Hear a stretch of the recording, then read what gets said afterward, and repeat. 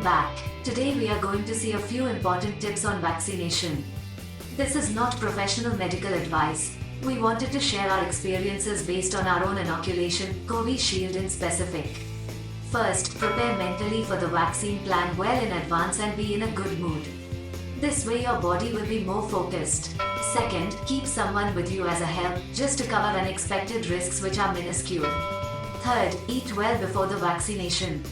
4. Do not take vaccination with fever or cold. It can lead to severe side effects. Next one is optional, and it is always good to check with your doctor. Taking a weekly vitamin D3 dose a few days before could reduce the risk of too much inflammation. D3 is very efficient in controlling inflammation. After the vaccine, if you have consistent fever and adverse side effects, please consult your doctor immediately.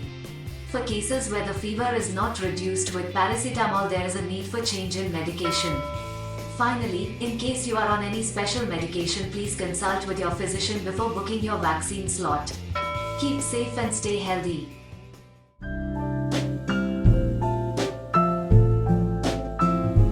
Please subscribe to our Inside Tech and Things channel to help us create more content.